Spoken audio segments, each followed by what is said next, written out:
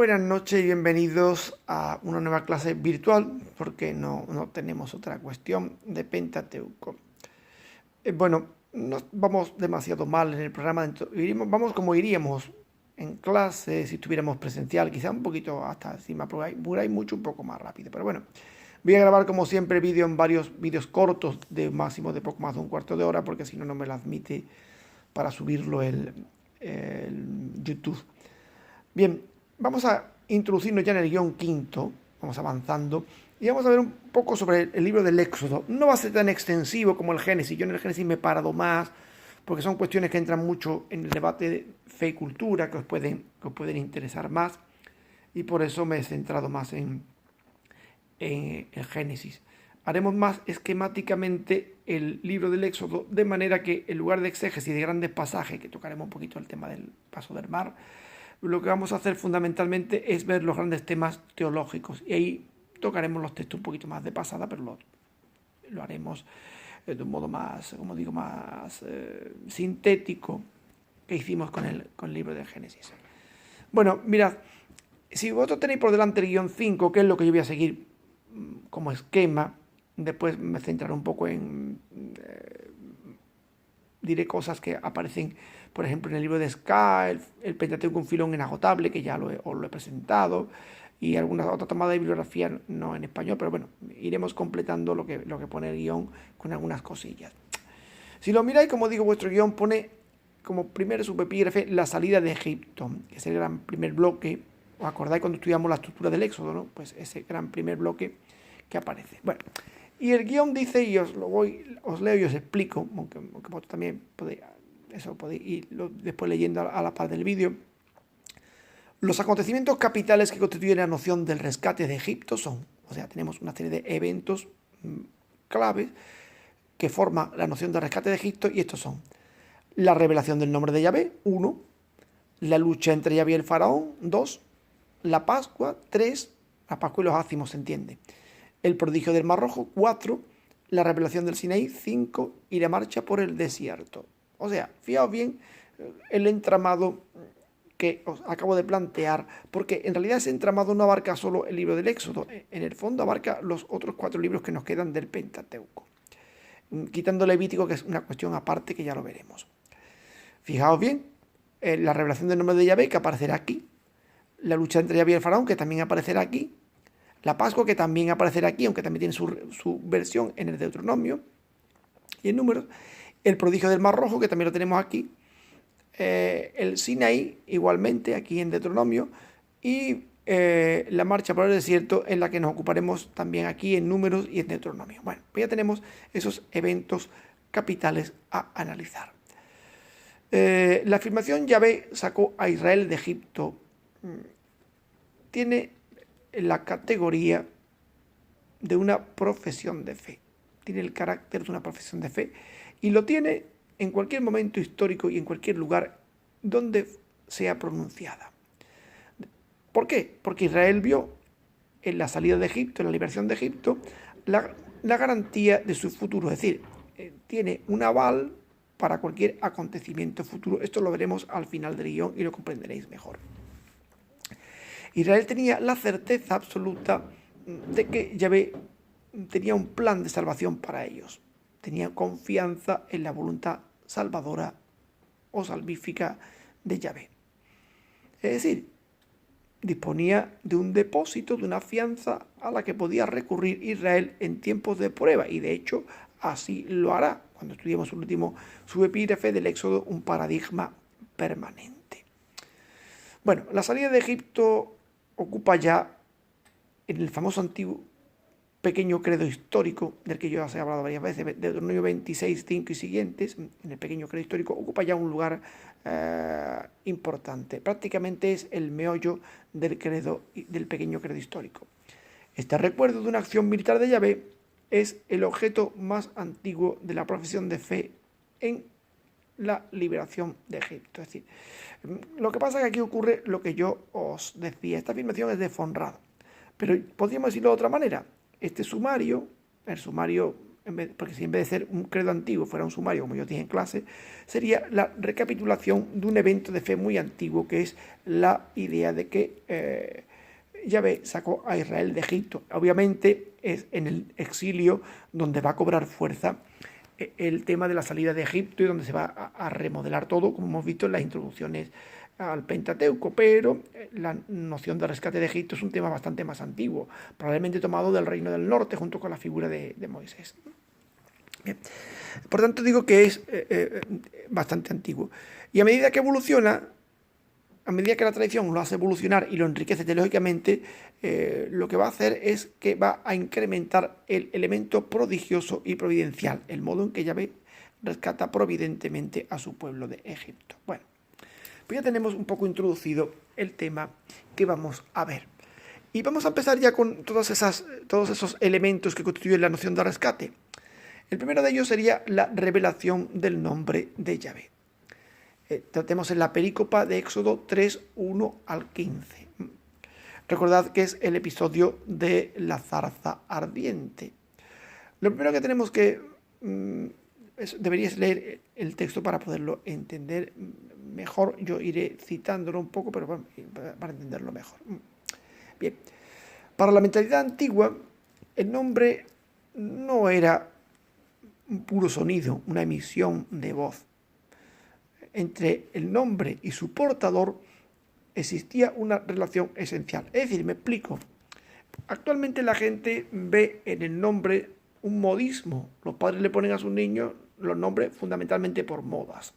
Algunas muy extravagantes porque lo han visto en la última película, porque lo lleva un personaje famoso, porque lo han leído en cualquier sitio.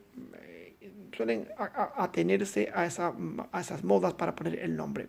Pero en la antigüedad tal cosa no era así.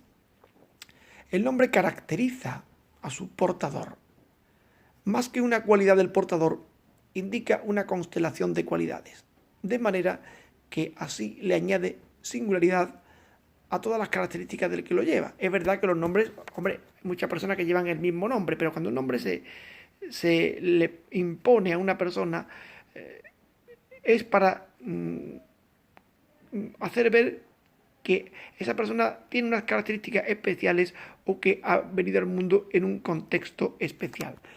Hoy en día esas situaciones no se dan a la hora de imponer un nombre, pero si recordáis veis las películas del oeste, los indios solían poner esos nombres extraños, nubes rojas, no sé qué, pero lo ponían porque le veían elementos caracterológicos a esa persona y así, pues, o por lo que ellos pensaban que llegaría a ser, y así le daban ese nombre. En la Biblia lo tenemos expresado de otra manera. Cuando nosotros cogemos un nombre judío, la mayoría de ellos son teóforos, es decir, nombres compuestos a partir del nombre divino. Natanael. Natán significa dar y el Dios. Dios dio. Una persona que espera mucho un hijo, cuando nace, Dios me lo ha dado.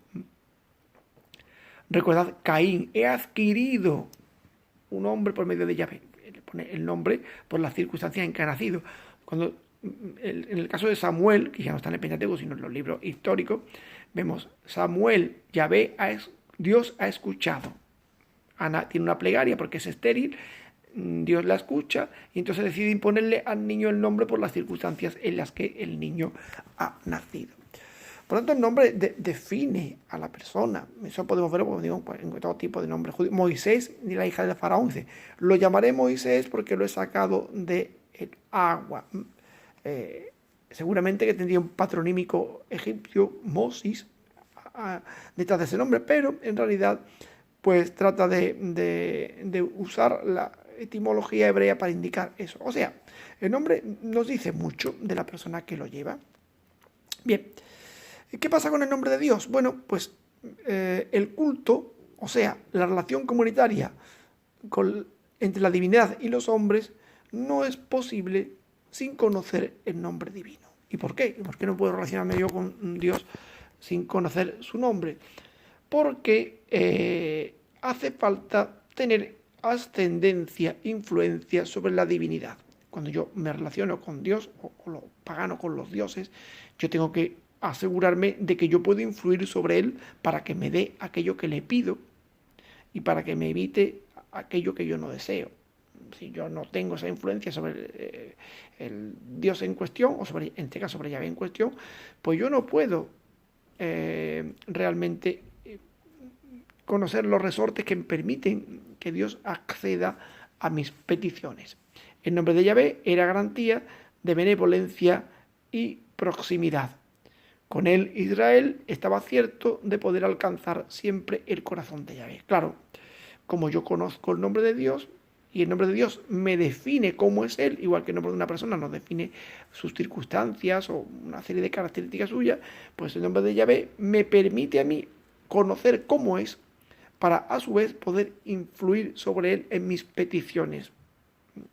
Era muy importante a la hora de hacer el culto. Éxodo 33, 19 y 34, 6 podéis leerlo como referencia a esto que acabo de decir. Bueno, este nombre participa siempre de la santidad del mismo Yahvé, pues era en cierto modo un duplicado de la esencia divina. Esto es importante porque los judíos empezaron a darle importancia al nombre de Yahvé.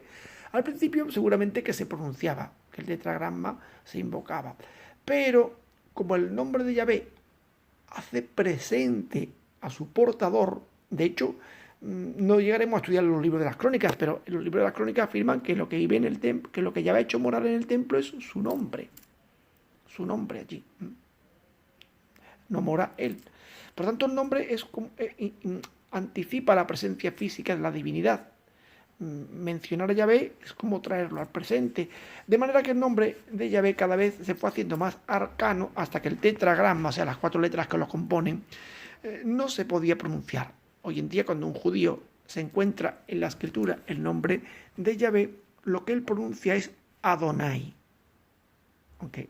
De hecho, lo abrevia para no tener que pronunciar Yahvé. Es más, la designación de los testigos de Jehová viene precisamente de esa prohibición de pronunciar el nombre divino. Cuando en los siglos VIII y IX los masoretas vocalizan el texto hebreo, le cambian intencionalmente las vocales al nombre divino para que aunque tú quieras no lo pronuncies bien, te tengas que equivocar y así evites pronunciar el nombre de Yahvé y profanarlo. Bueno, el nombre de Yahvé tiene también una función anticipadora, por todo lo que acabo de decir. Toda la historia del Éxodo puede leerse como definición narrativa de este nombre. ¿Sí? Toda la historia de la salida de Israel de Egipto está vinculada al nombre divino, como vamos a ver enseguida cuando nos demos un pequeño paseo por el texto de Éxodo 3, que es el episodio de la zarza ardiente, que lo vamos a hacer ahora enseguida. Bien, bueno, pues dicho esto pasamos a Éxodo 3. La perícopa pretende mostrar una continuidad entre la manifestación del nombre de Yahvé y la historia patriarcal. Evidentemente, recordáis que yo utilicé el episodio de la zarza para mostraros los distintos modos de focalización. El narrador utiliza muy hábilmente la focalización para introducir al lector en el mundo de la teofanía. Moisés ve de fuera, como lo vería cualquiera, en la zarza que arde. Después el narrador omnisciente nos permite introducirnos en la mente de Moisés para ver qué está pensando y después nos permite también entrar en ver la teofanía y escuchar la manifestación y la conversación divina con Moisés. Por tanto, tenemos esa focalización, es decir, el autor omnisciente, pues desde una perspectiva de lo alto, sabe que es Yahvé el que está en la zarza, te lo expresa así, te expresa el parecer de Moisés y después, te expresa la visión objetiva y después el parecer de Moisés. Bueno, pues esto sería el contexto en el que aparece el nombre, ¿no? ¿Por qué hay una continuidad con la historia patriarcal? Porque cuando Yahvé se presenta y dice, yo soy el Dios de tus padres, el Dios de Abraham, de Isaac y de Jacob. Por tanto, el Dios que los israelitas conocían, el Dios de los que bajaron a Egipto, es el mismo que el que ahora se va a manifestar. Él se identifica con el Dios de los padres. En Éxodo 3:6 y en Éxodo 3:13 y siguiente. Ya tenemos una identidad con el Dios que hemos visto hasta ahora y el que va a revelar su nombre en este momento. Muy bien. ¿Qué pasa con la revelación del nombre? Bueno, El verbo que utiliza es el verbo haya en hebreo, que es el verbo copulativo, el verbo ser, ¿no? Lo utiliza en una variante del imperfecto. Este verbo con el que Dios se revela debe entenderse no como un ser, sino como un estar presente, como un estar ahí, pero no en sentido absoluto y estático, como ocurrirá después en la Biblia de los 70, sino en un sentido activo y dinámico. Yo estaré ahí para vosotros, yo soy el que seré, que subraya una idea de permanencia en el tiempo, a la par que da a entender que Dios irá mostrando progresivamente su identidad en palabras y acciones. Lo explico un poco más detenidamente. Si nosotros pensáramos como griegos, veríamos un concepto estático de Dios. Soy el que tiene el ser por excelencia, esto que estudiáis, si habéis hecho alguna asignatura de filosofía en el instituto, el que tiene el ser por excelencia, el ser puro. No, esta idea no es de un hebreo, esta idea es de una mentalidad griega. Un hebreo no piensa en esas categorías del ser, piensa en las categorías del estar. El israelita percibe a Dios como el que está ahí. De hecho, lee la historia con ojos de providencia y ve que Dios se manifiesta en la historia y actúa salvándolo dentro de la historia. Es decir, Dios es el que estaba con los padres, con los patriarcas, es el que está en este momento, aunque a los israelitas en Egipto les vaya a parecer que no, y es el que estará siempre. Es una fórmula de asistencia, de permanencia. Pero además, como he dicho al final del párrafo que os he leído, es un Dios que se va a ir desvelando progresivamente en la misma historia. Los acontecimientos históricos van a dar cada vez más un plus de conocimiento de Dios. ¿Cómo? Con palabras y acciones. De hecho, todo el Éxodo, ya lo explicaba en esos primeros guiones que tan áridos parecían, es una trama de revelación. Se trata de que Dios va a ir dándose a conocer progresivamente a los distintos personajes. Esto es muy importante. A Moisés primero, al pueblo de Israel después y al faraón, que ese nunca lo reconocerá, pero también acabará dándose a conocer a él. Bueno, la presencia del verbo en una oración de relativo, porque lleva un relativo en hebreo, Asher, soy el que seré. En una oración de relativo añade una nota de imprecisión y misterio, el que seré. ¿El qué será? Eso es como que decimos siempre en el lenguaje coloquial. ¿Por qué añade una nota de imprecisión y de misterio? Pues bueno, porque aunque es verdad que Dios se compromete a estar activamente presente para su pueblo, esa presencia siempre se da de un modo inaferrable. Es una presencia que está como suspendida, que el ser humano no puede controlar, ni manipular, ni aprender con H. ¿Por qué? Porque expresa la libertad de Dios que no se liga a circunstancias concretas. Yo no podría meter a Dios en una cajita, yo no podría meterlo en una definición, en un concepto. El Dios que se me va a revelar, al fin y a la postre, yo nunca acabaré de captarlo y entenderlo, percibiré sus acciones en mi favor, pero ni siquiera podré comprender a él entero, ni siquiera comprender el sentido total de lo que hace. Esto es siempre la libertad divina que no se deja ligar a nada. Si yo tengo un Dios que se deja ligar a algo que yo lo puedo controlar, ese Dios no es de verdad. Eso es un Dios que yo me he fabricado. Bueno, dejo este vídeo aquí porque si no, no me permite subirlo en YouTube y seguiremos explicando en el próximo vídeo.